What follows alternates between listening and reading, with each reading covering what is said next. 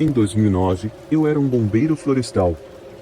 Estava em uma equipe de motoristas que consistia em mim, uma mulher de 20 anos, e outros 2 bombeiros, Corey, um homem de 23 anos, e Amy, também uma mulher de 20 anos, além do nosso capitão e do motorista e operador da bomba.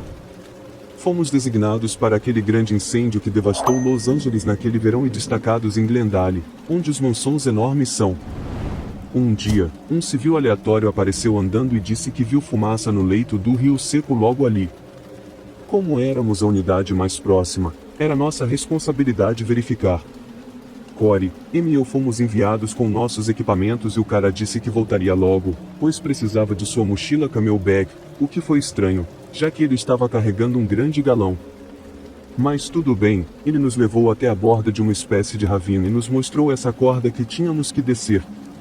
Sendo jovens e tolos e adorando nossos trabalhos, simplesmente fomos em frente. Acabamos no rio, com as margens a cerca de 15 pés acima de nós, sem saída a não ser andar algumas milhas de volta. Percebemos que tudo isso foi um grande erro, mas não podíamos voltar atrás agora, então continuamos rio abaixo. Enquanto caminhávamos atrás desse cara, percebemos que sua mochila camelback não tinha água, na verdade, não tinha mangueira, e ele ainda estava carregando aquele galão. Ele também tinha uma câmera no pescoço e ficava tagarelando sobre coisas aleatórias. De repente, ele diz que eu pareço muito com a amiga de sua filha da escola primária que costumava frequentar sua casa e depois parou de vir. Eu pareço tanto com ela que ele quer uma foto minha. Insisto em uma foto em grupo, e Corey se aproxima, mas o cara diz não, apenas as garotas, as coelhinhas, depois pisca para Amy e para mim. Felizmente, Corey entrou na foto mesmo assim e ficou ao nosso lado. Um pouco mais adiante, chegamos a uma barragem de controle. Uma imagem de leito de rio plano e a cada quilômetro há basicamente uma cachoeira de cimento feita pelo homem com uma escada embutida para descer para o próximo nível. O cara vai primeiro, Amy em seguida, depois eu, depois Corey. O cara nos ajuda a descer segurando nossas bundas, é claro, nós quase o chutamos na cabeça. Depois da primeira, Corey começou a descer antes de nós. Após a terceira barragem, Corey começa a nos perguntar como nos sentimos em relação a esse cara, porque ele ainda está falando sobre eu ser a sósia da amiga da filha, tirando fotos aleatórias. Ainda não sabemos o que tem na mochila camelback dele. Começamos a discutir a ordem de caminhada, mais forte mais perto dele, e como vamos sair porque os rádios não estão captando o sinal e os celulares estão no carro e ainda estamos muito fundo para subir. Finalmente, chegamos à quinta barragem e é aí que o nível de estranheza aumenta. Imagine uma bifurcação na estrada, mas ao contrário, como se estivesse descendo uma bifurcação para a estrada principal. Estávamos em um ramo à direita e, quando chegamos à bifurcação, ele quer que subamos de volta pelo lado esquerdo. Perguntamos a ele se é onde ele viu a fumaça e ele diz que não, mas que há uma caverna lá e insiste quase exige que a gente vá conferir. É uma caverna muito legal, começa a me chamar pelo nome dessa outra garota e diz que quer tirar fotos dos bombeiros na caverna. Não, cara. Nesse momento, ouvimos uma conversa pelo rádio. Não é nossa equipe, mas estamos pegando um repetidor em um desfiladeiro diferente e podemos dizer pelos nomes das equipes que não são os nossos. Ele não sabe disso. Inventamos uma desculpa de que estão tentando nos contatar e parece importante, então fingimos apertar o botão do rádio e responder. Apertamos o passo por mais meio quilômetro e finalmente vemos um lugar baixo para sair. Ele está atrás de nós, e depois de chamarmos o carro para nos buscar, ele ainda fica por perto pedindo para voltarmos rio abaixo. Mas assim que o carro chegou, ele desapareceu. Então é isso, não tenho certeza do que esse cara estava tramando. Não é tão assustador quanto as outras histórias que você leu aqui, tenho certeza, mas sei lá, aquilo tudo foi estranho e não consigo parar de pensar no que teria acontecido se não tivéssemos saído quando saímos. História 3. Há alguns verões atrás, minha namorada e eu estávamos acampando na Floresta Nacional de Shaama, no norte de Wisconsin, e depois dessa experiência não planejamos voltar, a menos que vamos com um grupo maior de pessoas. Minha namorada e eu somos de Chicago, então o norte de Wisconsin era meio que o nosso refúgio para descansar e relaxar. Já fizemos várias viagens de caminhada no norte de Wisconsin e na região, mas nunca para esta área. Não somos especialistas em mochila, mas já estivemos em vários parques nacionais e saímos para caminhar e explorar sempre que podemos encontrar tempo longe do trabalho. Adoramos ficar longe das pessoas e relaxar na natureza, mas essa viagem nos fez apreciar a presença de outras pessoas ao nosso redor em lugares desconhecidos. Nosso plano era caminhar até uma seção remota da trilha do Condado Norte. A trilha do Condado Norte é uma trilha cênica nacional, como a trilha dos Apalaches, mas é muito menos utilizada em algumas partes do norte de Wisconsin. A trilha é muito remota e o único acesso é através de estradas de exploração. Planejamos caminhar 15 milhas ao longo da trilha até um abrigo para mochileiros, passar a noite e depois voltar para o carro no dia seguinte. Passamos a noite na casa de um amigo em Vaza e depois partimos cedo no dia seguinte para o ponto de partida da trilha. Ao entrarmos na fronteira da Floresta Nacional, ficamos cativados pela beleza da densa floresta verde. Dirijo lentamente ao longo das estradas de exploração de cascalho enquanto seguimos para o local de estacionamento. Enquanto estávamos dirigindo para o ponto de partida da trilha, passamos por um casal de pessoas ao lado de um caminhão do parque na beira da estrada. Eles pareciam ser do tipo caipira, já que tinham uma caminhonete enferrujada completa com um adesivo de para-choque da bandeira confederada. Enquanto passávamos, acenei, mas eles apenas nos encararam sem devolver qualquer cumprimento. Pessoas amigáveis, pensei comigo mesmo. Depois de passarmos por eles, olhei pelo retrovisor e notei que continuavam a nos encarar antes de dobrarmos uma curva. Olhei novamente pelo espelho e os vi ainda nos observando através da névoa da poeira da estrada. Minha namorada e eu brincamos sobre as pessoas do norte, mas não pensamos mais nada sobre aquele encontro. Além dessas pessoas, não encontramos mais ninguém nessas estradas de exploração remotas dentro dos limites da Floresta Nacional. Encontramos o ponto de partida da trilha cerca de 15 minutos depois de seguirmos nosso caminho na estreita estrada de exploração. Não havia mais ninguém estacionado no ponto de partida da trilha, uma oportunidade perfeita para conseguir um pouco de solidão, ar fresco e relaxamento tão necessários. Depois de estacionar e garantir que o carro estivesse trancado, levantamos nossas mochilas e partimos pela trilha. O tempo estava relativamente fresco, o que felizmente manteve os mosquitos e moscas mordedoras afastados. Tiramos fotos ao longo do caminho e ficamos maravilhados com a exuberância desta floresta e com a topografia da área glacial marinha. Após sólidas 8 horas de caminhada, encontramos nosso acampamento. Consistia em um abrigo de mochileiros de madeira e um anel de fogo. Embora o abrigo fornecesse espaço suficiente para nós, optamos por montar nossa barraca em uma clareira menor que ficava cerca de 100 pés atrás do abrigo. Acendemos um fogo no anel de fogo do abrigo. Fervi água para nossa comida desidratada da trilha enquanto comíamos, observávamos o céu lentamente escurecer. Minha namorada e eu passamos vinho um para o outro, maravilhados com quantas estrelas podíamos ver longe da cidade. Quando o fogo se reduziu a um pequeno monte de brasas brilhantes, decidimos voltar para nossa barraca. Nos acomodamos em nossa barraca, olhamos as fotos que tiramos naquele dia, mas depois de carregar uma mochila pesada por 15 milhas e beber vinho, eu estava definitivamente pronto para um cochilo.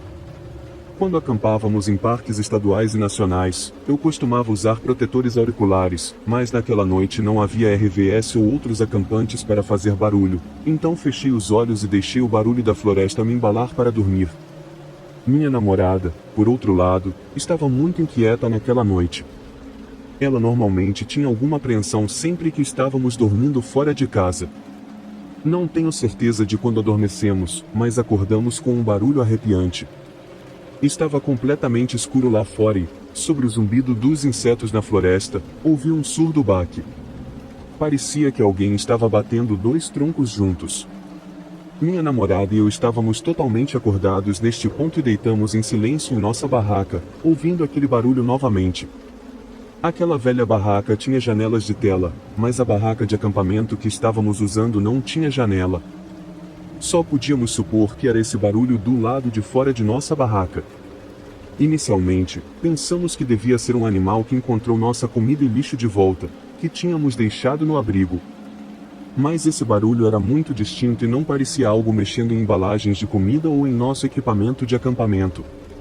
Nossos corações batiam forte enquanto ouvíamos aquele batuque persistente na escuridão.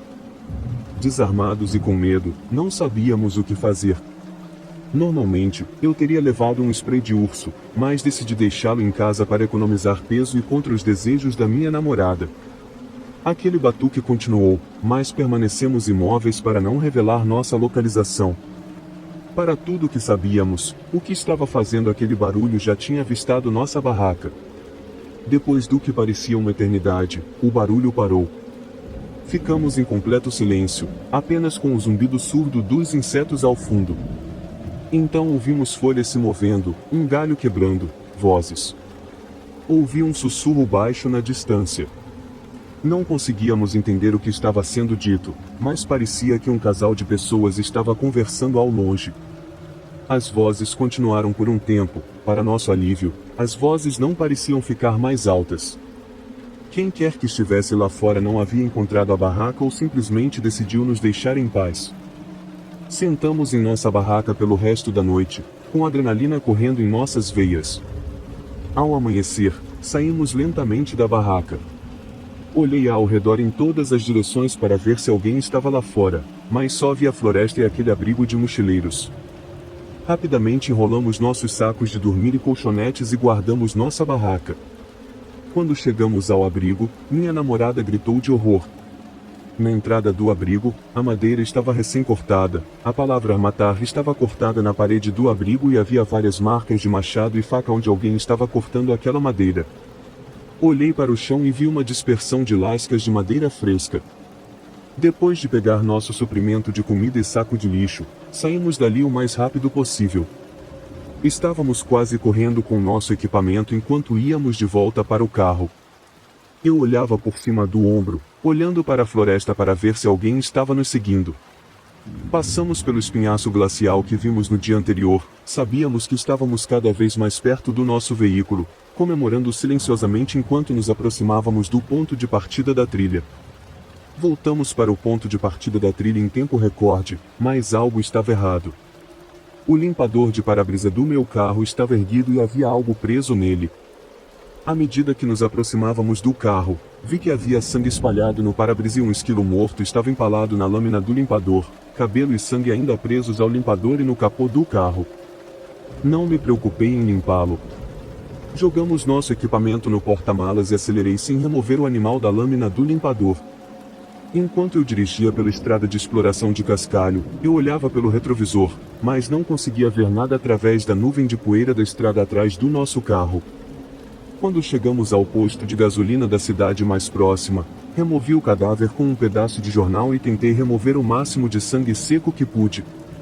Abasteci o carro com gasolina e não paramos até chegarmos a Milwaukee. Esta foi a última viagem que fiz para os bosques do norte. História 4. Eu sou um homem de 24 anos e isso aconteceu quando eu tinha por volta de 18 ou 19 anos e morava na Califórnia. Desde então, me mudei. Havia uma floresta perto da minha antiga casa com um riacho correndo por ela. Meus irmãos mais velhos, amigos e eu costumávamos explorar essa área com frequência. Todos nós gostávamos de encontrar prédios e estruturas abandonadas para explorar, e a principal razão pela qual frequentávamos essa floresta era porque havia um duto de tempestade que desaguava no riacho. Então, explorávamos isso com bastante frequência e se tornou um ponto de encontro para nós. De qualquer forma, um dia, meus 3 amigos e eu decidimos ir para o duto de tempestade. Vamos chamá-los de N, J e G para preservar a privacidade. Havia 2 estacionamentos em ambos os lados da floresta. J e G vieram em um carro e N e eu os encontramos lá em seu carro. Essa informação será relevante para a história mais tarde. Estávamos caminhando pela floresta, apenas brincando, e eventualmente chegamos à entrada daquele duto de tempestade. A aparência era de 2 entradas lado a lado, cada uma com cerca de 9 pés de altura. Quando você entrava nos túneis, havia imediatamente uma inclinação íngreme, e então havia esses pilares de concreto saindo do chão. Parecia meio que um antigo templo ou algo assim. Nós sempre achamos isso legal. E eventualmente, esses 2 túneis se juntavam em um. Então, chegamos ao topo, mas estava alagado lá em cima por causa da chuva recente. Então, decidimos voltar. Nesse ponto, não percebíamos que estava escurecendo rapidamente. Não dava para ver muita luz vindo da entrada à medida que nos aproximávamos.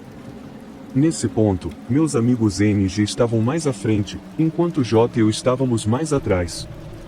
J e eu chegamos à entrada do duto, e N vem até mim e diz: tem um cara lá fora com uma máscara de macaco. No começo, parecia engraçado para mim, mas ao mesmo tempo, um arrepio percorreu minha espinha. Então, o segui. Ele aponta para o cara, e, com certeza, esse cara enorme, vestindo roupas sujas, andando com uma bicicleta, com uma máscara de macaco cobrindo toda a cabeça. Nesse ponto, os 4 de nós vemos esse cara. Não estávamos realmente dizendo nada um para o outro, apenas observando. Nenhum de nós esperava por isso, então todos nós estávamos meio que chocados. E não era perto do Halloween ou algo assim, então não tínhamos certeza do porquê ele estava usando essa máscara na floresta, sozinho. Então, vemos o homem macaco pegando coisas do chão e colocando-as em um saco pequeno. Provavelmente estávamos a apenas 15 pés de distância desse cara, e ele nem estava reconhecendo nossa presença. J e G decidem voltar para o carro porque estavam ficando assustados. N e eu decidimos ficar para trás e ver o que mais ele faria. Eles saem, e N e eu subimos mais a colina na trilha principal para ficar escondidos dele. Já estava quase escuro, e estava ficando bem assustador, mas ao mesmo tempo era legal experimentar algo estranho assim. Ambos estávamos meio que animados com isso. J e G já estavam fora da nossa vista nesse ponto, e N e eu perdemos de vista aquele homem macaco. Então, estamos procurando por ele e ouvimos folhas farfalhando perto da trilha. Então, o vemos emergir de um arbusto muito rápido. Ele apenas fica no meio da trilha olhando para frente por cerca de 5 segundos. Isso realmente nos assustou. Não estávamos certos do porquê ele estava agindo de maneira tão estranha. Então, ele pega a sua bicicleta e segue pela trilha na direção que J e G foram. Então, decidimos segui-lo. Aquela trilha subia uma colina e depois descia, então não o vimos por um tempo. Mas, uma vez que subimos a colina, o vemos lá parado de costas para nós, não fazendo nada. De repente, ele começa a andar muito rápido na direção de J e G. Eu ligo para eles e digo que o homem macaco está se aproximando rapidamente deles e que eles precisam ir para o carro depressa e depois nos pegar no outro estacionamento do outro lado da floresta. N e eu voltamos rapidamente para o outro estacionamento. Estava completamente escuro agora, e estávamos usando as lanternas dos nossos celulares para navegar pela floresta. De repente, ao nosso redor, ouvimos o que parecem ser muitos humanos imitando ruídos altos, muito alto. Alguns parecem estar muito perto de nós, mas não vemos absolutamente nada. Então, começamos a correr em direção ao estacionamento. O tempo todo, estamos ouvindo esses gritos altos, e a adrenalina nos ajudou a chegar rapidamente ao estacionamento. Quando chegamos lá, os gritos simplesmente pararam. J e G já estavam lá, então quando entramos no carro, eles nos levaram até o carro de N no estacionamento original. Então, saímos todos daquela floresta. Ainda não tenho certeza do que fazer com toda essa experiência. Sempre ouvi falar enquanto crescia que há um templo budista naquela floresta e é muito secreto. Não tenho certeza se isso teve algo a ver com os ruídos de macaco ou o que, mas tudo o que posso fazer são suposições. A história não termina completamente aqui, no entanto. Algum tempo depois, um amigo do meu irmão me contou que ele foi para a mesma floresta à noite com alguns amigos. Em algum momento da noite, um policial apareceu lá embaixo e disse a eles para sair, principalmente porque os adolescentes vão lá o tempo todo para fazer sexo e fumar maconha, então os policiais frequentam o local. Os policiais conversaram com eles por um tempo e disseram que os monges daquele templo não gostam de pessoas na floresta, especialmente depois do anoitecer. Até o policial disse que foi enfurecido por um daqueles monges que falou com ele das árvores. Não tenho certeza de quanto disso eu realmente acredito. Houve outro incidente quando estávamos lá, e uma pedra foi jogada das árvores em meus amigos e eu, e não tínhamos ideia de onde ela veio. Foi estranho, e felizmente a pedra não atingiu nenhum de nós. Alguns anos depois, quando voltei para a Califórnia, N e eu decidimos voltar para aquela floresta. Enquanto estávamos lá, falamos sobre aquele homem macaco novamente e aqueles gritos que ouvimos, então aquele templo voltou para a conversa. Decidimos então voltar lá para ver se encontrávamos algo que esclarecesse o que vivemos todos esses anos atrás.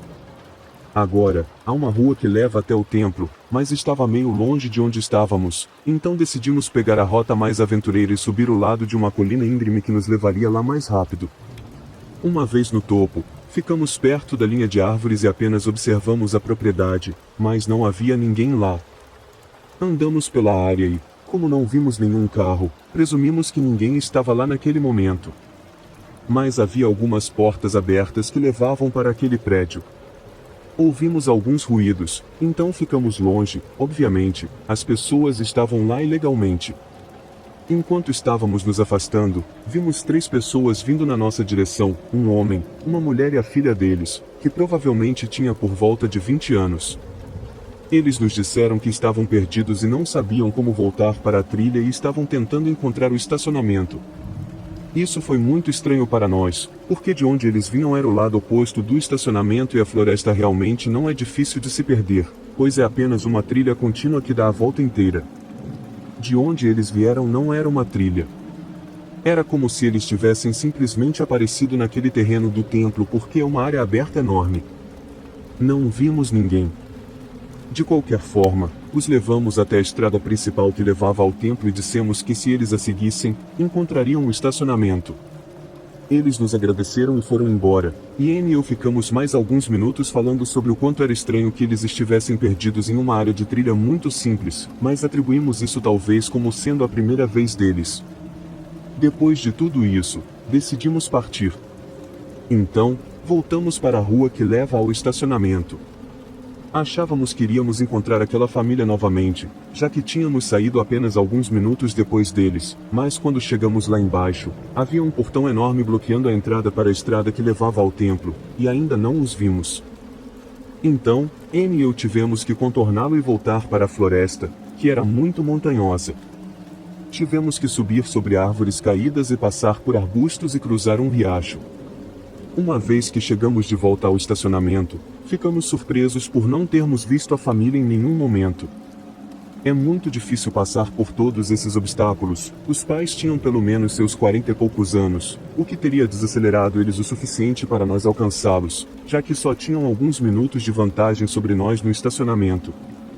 Não havia outros carros lá. Essa família simplesmente desapareceu completamente. Essa é minha história de algumas das coisas estranhas que aconteceram naquela floresta e ao redor dela. Ainda não tenho certeza do que aquele cara estava fazendo andando com aquela máscara de macaco sozinho na floresta e se os sons que ouvimos estão conectados com o monge e aquele templo ou se há algum tipo de culto e nós vimos um deles usando uma máscara de macaco. Ainda é um mistério completo para mim, e não sei o que fazer com a família também que desapareceu do nada.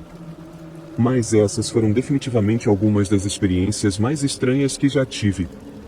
Ainda sinto muita nostalgia por aquele lugar, e definitivamente voltarei lá algum dia. Talvez tenha ainda mais histórias para contar. História 5. Quando eu estava no início dos meus 20 anos, eu tinha uma amiga com um pai alcoólatra psicótico.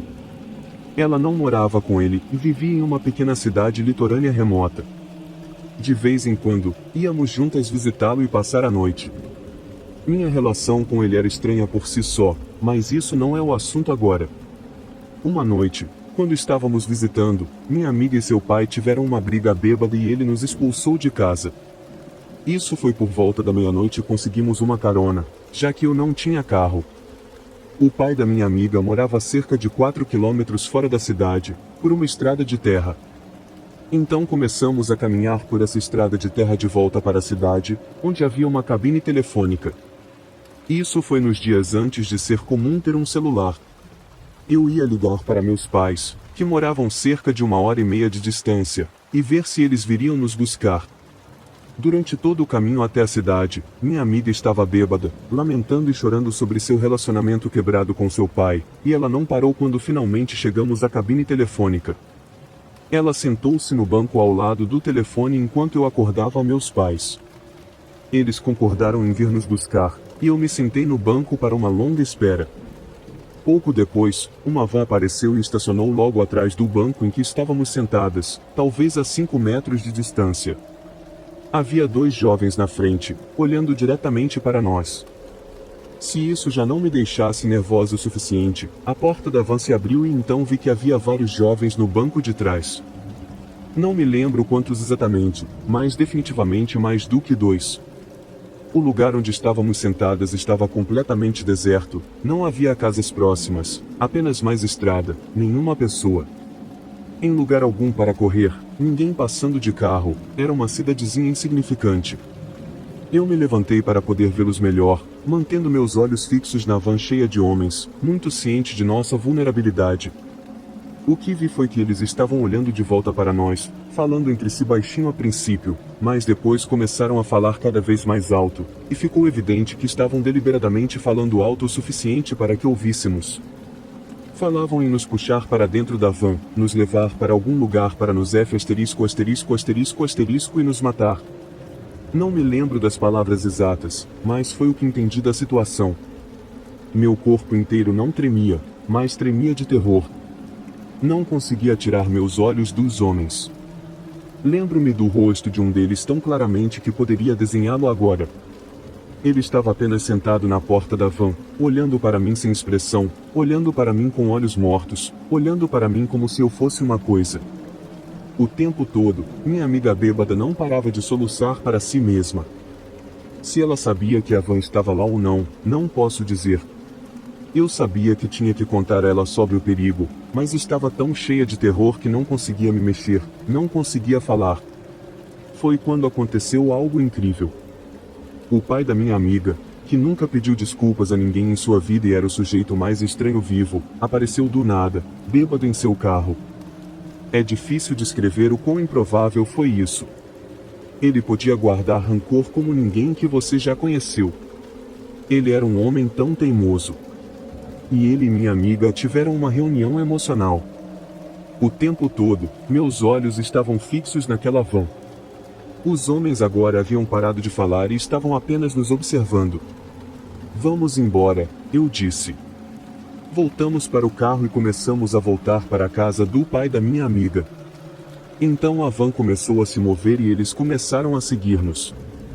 Tentei explicar ao pai da minha amiga sobre os homens, mas ele disse para desacelerar e que eles poderiam passar. Eles diminuíram a velocidade atrás de nós, e então começaram a gritar pelas janelas, fazendo mais ameaças. Eles nos seguiram até o fim daquela estrada de terra e depois até a entrada da casa do pai da minha amiga. Eles apenas ficaram na van atrás de nós, e nós ficamos no carro esperando para ver o que aconteceria. Todos os vizinhos do pai da minha amiga estavam em casas de veraneio, e ninguém estava lá naquela noite. Todos sabíamos que se os homens decidissem sair daquela van e realizar algumas daquelas ameaças, não receberíamos ajuda alguma. Felizmente, depois de muito tempo, a van deu ré na entrada e partiu. Meus pais vieram correndo para casa quando não nos encontraram nas lojas. O pai da minha amiga se escondeu envergonhado, e eu voltei para a casa da minha família. Já me perguntaram se fui à polícia, mas não me lembro, acho que não fui. Foi apenas um momento muito complicado na minha vida, mas aquele incidente me mudou para sempre. Sou uma pessoa muito medrosa agora, muito superprotetora com meus filhos, e não quero mudar, porque prefiro ser assim do que confiar acidentalmente em um dos milhões e milhões de psicopatas por aí.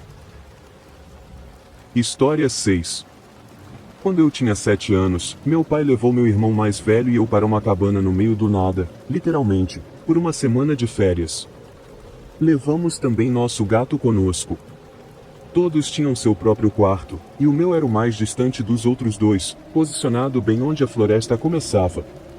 Havia uma janela bem ao lado da minha cama, e do lado direito havia uma árvore bem ao lado dela. Lembro-me de ter tentado subir na árvore no dia anterior, sem sucesso.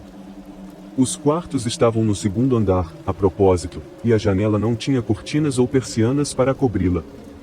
Uma noite, lembro-me de me sentir muito com saudades de casa e incapaz de dormir. O gato estava deitado na cama comigo. Eu estava lendo uma revista em quadrinhos com uma lanterna quando, por volta das 2 horas da manhã, comecei a ouvir batidas na minha janela.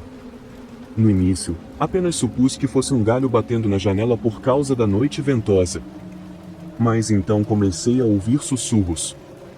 Lembro-me apenas de congelar de medo, sentindo como se um monte de água gelada tivesse acabado de ser despejado em cima de mim.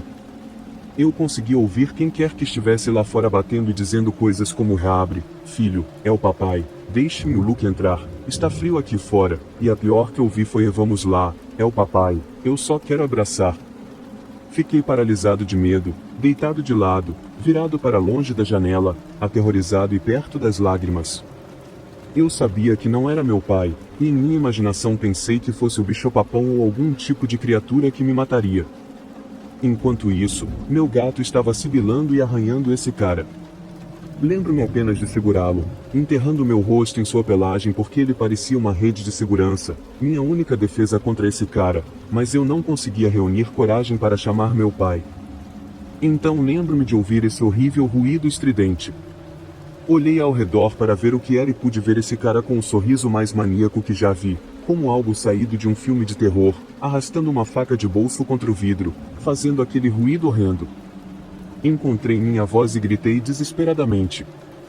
O sorriso desapareceu, ele parecia uma combinação de horrorizado e absolutamente cheio de raiva, mas então meu pai entrou correndo no quarto com seu rifle de caça, e, como você pode imaginar, ver aquilo fez esse cara entrar em pânico e meio que recuar.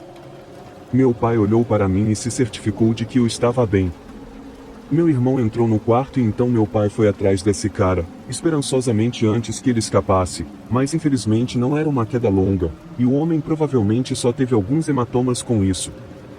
Ele definitivamente tinha ido embora quando meu pai chegou lá fora. Passamos a noite sem dormir antes de empacotar e voltar para casa no dia seguinte. Não faço ideia se eles pegaram esse cara, embora me lembre de meu pai ter feito um boletim de ocorrência e de me fazer falar com a polícia para dar uma descrição. Ainda sou grato ao meu gato, que completa 14 anos esta semana e ainda é tão briguento quanto sempre, por me proporcionar conforto durante aquela noite terrível e horrível. História 7. Quando eu tinha por volta de 18 ou 19 anos, eu e um grupo de minhas amigas dirigimos até Grant County, Washington, para o DeVartour no Anfiteatro Gorge, que fica praticamente no meio do nada. Após um dia muito longo e cansativo, mas divertido, nós nos amontoamos de volta no carro por volta das 21 horas e voltamos para casa. Estávamos dirigindo ao longo da rodovia, que não tinha luzes e era cercada por florestas dos dois lados. Em algum momento, um carro branco estava se aproximando rapidamente do nosso carro por trás, pois eles estavam definitivamente acelerando. Não pensamos muito sobre isso. A pessoa que estava dirigindo nosso carro entrou na faixa da direita para deixá-los passar, o que fizeram. Uma vez à nossa frente, eles pararam de acelerar e começaram a seguir o limite de velocidade. Nenhum de nós, naquele momento, achou que algo estava fora do comum. Estávamos todos bastante distraídos porque estávamos conversando entre nós e nos divertindo, até que eu percebi aleatoriamente que não parecia estarmos indo tão rápido quanto deveríamos. Olhei para frente para verificar o velocímetro e notei que estávamos apenas a 45, o que era 10 abaixo. Eu olhei para o carro à nossa frente e me perguntei em voz alta por que eles estavam acelerando apenas para parar de acelerar e ir abaixo do limite de velocidade assim que estavam na frente do nosso carro. Todo mundo praticamente ignorou, pensando assim: não sei, bobagem, certo? Voltamos a conversar por alguns minutos, mas então o carro à nossa frente diminuiu para 40 e depois para 35, momento em que a pessoa que estava dirigindo nosso carro começou a ficar irritada e disse: que diabos esse cara está fazendo? Estávamos todos completamente confusos e focados no carro, que então continuou a diminuir para 20, 15, 10, até que simplesmente pararam ali na estrada. Estávamos todos apavorados naquele momento, mas tentamos permanecer calmos e racionais. Talvez algo estivesse errado, mas apenas assumimos que eles provavelmente teriam tentado nos fazer encostar na lateral da estrada se fosse o caso. De trás de nós, outro carro começou a se aproximar à distância, e o carro à nossa frente começou a dirigir muito rapidamente de volta ao limite de velocidade. Foi quando começamos a ficar realmente assustados, porque tudo estava muito suspeito. O motorista do nosso carro tentou, quando outro carro ultrapassou da frente, ficar atrás daquele, mas o carro à nossa frente não nos deixou passar e se manteve exatamente ao lado do nosso carro. Se acelerássemos ou diminuíssemos a velocidade, eles também o fariam.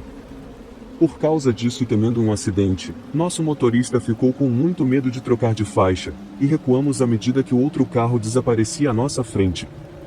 Quando ficamos sozinhos com o carro original, eles pararam novamente na estrada. Neste ponto, algumas pessoas com quem eu estava começaram a chorar porque não tínhamos ideia se essa pessoa ou pessoas estavam nos enganando ou se estavam genuinamente tramando algo ruim. Um de meus amigos sugeriu que nosso motorista acelerasse ao redor deles, mas eu disse para não fazer isso porque tinha medo de que eles tentassem nos empurrar para fora da estrada se tentássemos. Do jeito que eu via, estar atrás deles era a única vantagem que tínhamos.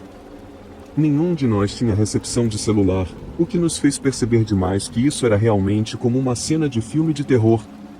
Finalmente, tomamos a decisão de fazer uma volta em U, com a pessoa apenas sentada lá. Saímos na direção oposta o mais rápido que pudemos.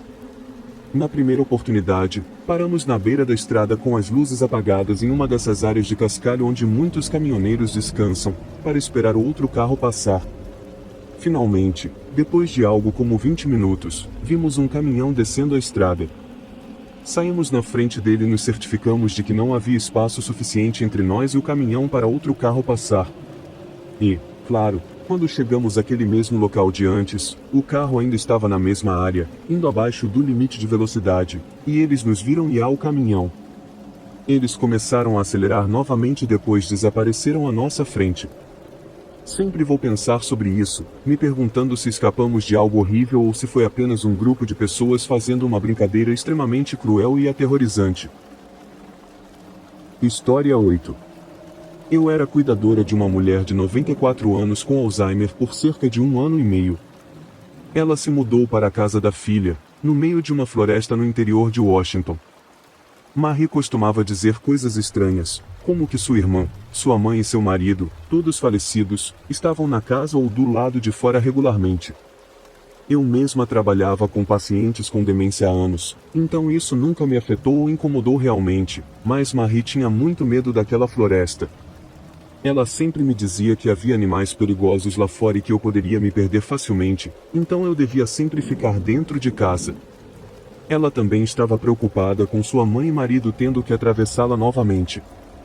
Esse comportamento realmente não era preocupante, dadas as condições de saúde dela.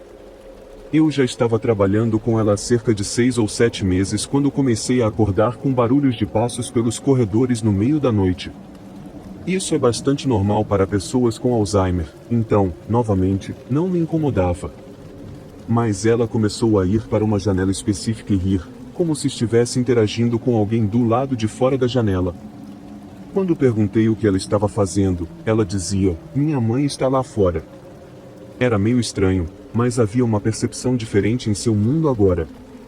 Uma noite, no meio do inverno, a filha dela e eu fomos acordadas pelo som estridente do alarme da casa. A filha e eu checamos as portas e janelas, nenhuma delas parecia ter sido perturbada ou desbloqueada. A única coisa que faltava era Marie, ela não estava em lugar nenhum da casa. Em pânico, corri para fora para encontrá-la, enquanto sua filha continuava a procurar na casa. Não havia pegadas em lugar algum, nenhuma perturbação na neve, nada. Depois de 10 a 15 minutos gritando e procurando na floresta, comecei a voltar para casa, onde sua filha já estava ligando para o 911. Quando me aproximei da casa, vi a Marie em pé do lado de fora da janela onde ela costumava ficar, rindo. Não havia um único rastro de pé na neve ao redor dela, nem ela estava fria ao toque. Ela estava apenas ali, rindo de nada. Nem mesmo sabia que estava fora. Suas visitas noturnas à janela se tornaram mais frequentes após isso, mas menos felizes. Ela ficava agressiva com a janela e gritava com quem quer que ela acreditasse estar lá. E então simplesmente parou um dia. Uma das últimas conversas que tive com a Marie antes de ela falecer foi quando ela me disse para não deixarem que me levassem para aquela floresta, e espero que não o tenham feito. História 1. Eu era meio idiota quando criança, fazia muitas coisas ridículas, mas esse encontro Deixe-me contar, aprendi minha lição sobre invadir lugares que realmente deveriam ser deixados sozinhos. Era o meio do verão, eu e meus amigos estávamos sentados em uma cerca de madeira, fumando cigarros e pensando no que fazer. Um de meus amigos sugeriu um hospital abandonado na estrada perto da minha casa.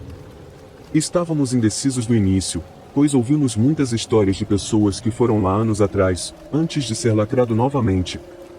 Depois de muita discussão, decidimos ir. Estava tudo lacrado com tábuas nas janelas e as portas estavam seladas, então não havia como entrarmos dessa maneira. Estávamos prestes a ir embora e voltar para casa, mas, felizmente, lembrei que tinha algo em casa que poderia retirar as tábuas. Enquanto subíamos pela janela, finalmente conseguimos entrar. Foi como atravessar quase uma máquina do tempo, eu acho. O lugar não estava muito danificado, e o interior parecia ser dos anos 70 ou 60. Havia toalhas ensanguentadas e velhas lá, era muito sinistro. Enfim, ficamos brincando e assustando uns aos outros por algumas horas até termos que ir embora. Antes de sairmos, mexemos com o extintor de incêndio que estava lá. Enquanto todos estavam no centro do hospital, eu saí para respirar no corredor com a janela pela qual entramos. Estava no final do corredor e vi uma figura pálida e esguia, com uma bata de hospital azul, saindo pela janela enquanto me olhava. Ele parecia cansado e doente. Congelei e gritei. Saímos assim que isso aconteceu. Eu realmente não sabia o que fazer, mas nunca vou esquecer o quão incrivelmente assustador foi. História 2. Direi isso para começar, eu sou um ávido comprador da Goldview. Metade dos móveis no meu quarto e meu armário são da Goldview. Dito isso, nunca aconteceu nada como isso comigo antes, e nos anos que se passaram desde que isso aconteceu, não tive outras experiências. Um dia, eu estava fazendo compras casualmente quando me deparei com algo que achei legal, uma flor prensada emoldurada em um pedaço de papel antigo, com uma caligrafia desbotada abaixo, soletrando o nome científico da flor. A moldura parecia ter sido pintada com esmalte roxo, muito maior que o papel de uma maneira que chamava a atenção, mas meio descentralizada. Eu teria colocado de volta, exceto que as flores pareciam miosotes, que são minhas flores favoritas de todos os tempos. Então, gastei $3 nisso, assim como em uma moldura de imagem menor e mais moderna. Meu objetivo original era colocar a flor e o papel na outra moldura e pendurá-la, mas assim que cheguei em casa, ficou claro que isso não ia acontecer. O papel marrom na parte de trás da moldura roxa já estava rasgado, então, quando terminei de arrancá-lo, percebi que a moldura não só estava grampeada, mas também pregada. Sim, eu poderia ter passado os próximos 45 minutos retirando todos os pregos e grampos, mas eu não o fiz. Sou preguiçoso.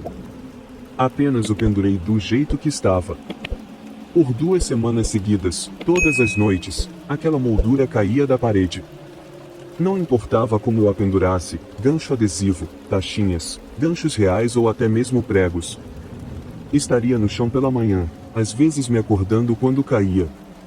Algumas vezes, quando eu acordava, ouvia um farfalhar nas paredes, como se um animal estivesse se movendo lá. Eu me levantava, encostava o ouvido na parede, tentava seguir o som para poder dizer ao meu pai onde procurar de manhã. Meu pai nunca encontrou nada, mas eu estava tão certo de que algo estava se movendo ali que ele chamou um profissional de pragas. O profissional não encontrou fezes nem sinais de vida, mas concordou em deixar algumas armadilhas no sótão. Antes de explicar a próxima parte, deixem-me descrever meu quarto para vocês. Era um quarto bastante grande, e considerando que eu só tinha uma cama de solteiro encostada na parede mais distante da porta, apesar de eu ter 1,78 metros, o quarto parecia ainda maior. A janela estava diretamente sobre minha cama, e eu gostava de manter as persianas abertas porque gosto de luz natural e de olhar para a lua quando durmo. Há também um banheiro anexo a outro quarto idêntico na mesma parede da entrada. Se você vai mais fundo no banheiro, onde está o vaso sanitário, há uma porta para o sótão. Havia bastante espaço lá dentro, mas eu só entrava lá quando precisava, porque havia pequenos túneis e bolsões de escuridão que levavam às paredes da casa, o que me dava arrepios. Foi lá que o profissional colocou as armadilhas, e ainda assim eu as verificava todas as manhãs e não encontrava nada. Ficou ainda mais frustrante quando os barulhos começaram a acontecer mais cedo no dia ou no crepúsculo, aumentando em frequência, e havia esse cheiro horrível que eu não consigo explicar, que parecia estar vindo das paredes agora também.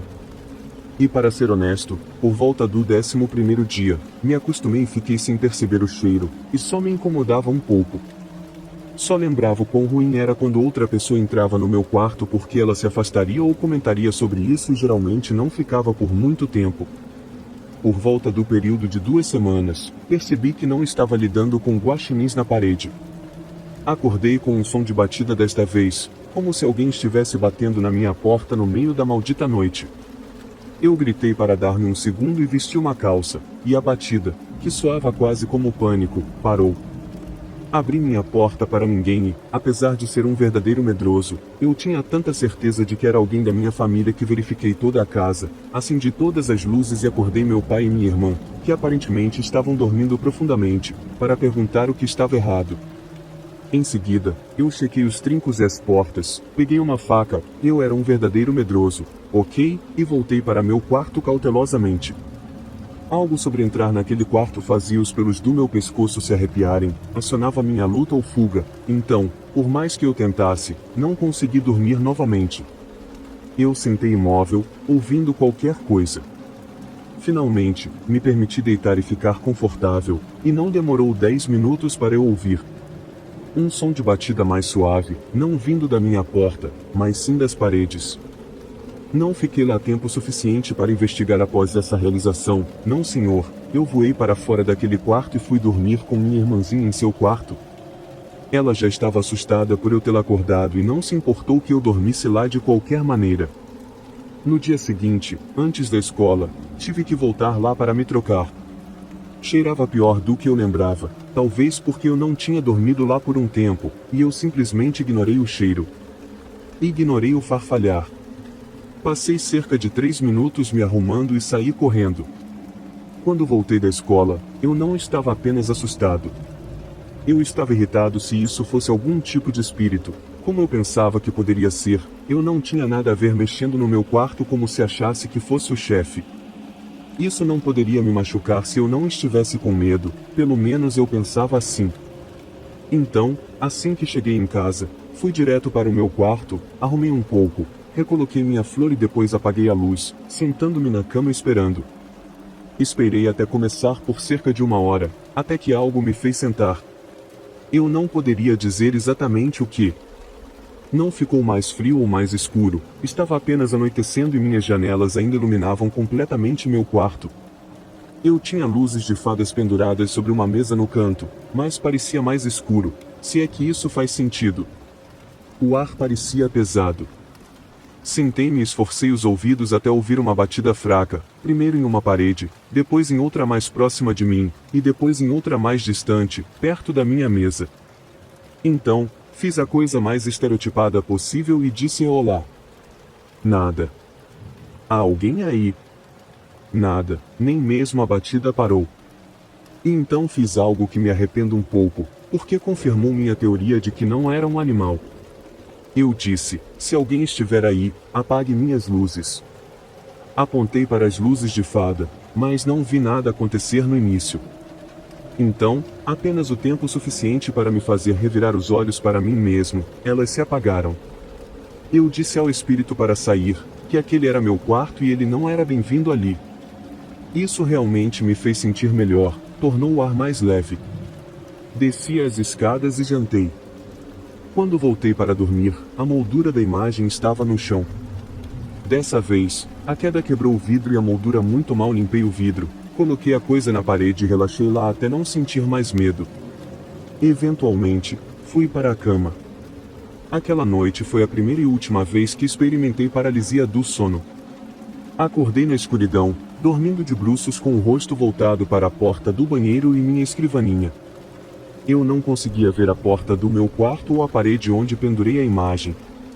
Não fiquei nervoso no início, sabia que não conseguia me mexer, mas estava aliviado por ter escapado do meu sonho, embora não consiga lembrar do que se tratava agora.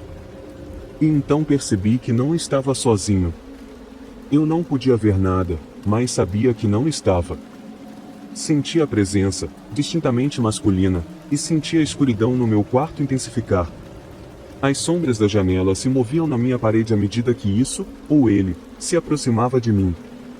Eu olhava para a porta do banheiro, sabendo que se eu pudesse apenas mexer os dedos e os dedos dos pés, poderia iniciar meus membros em ação e escapar, mas eu não podia.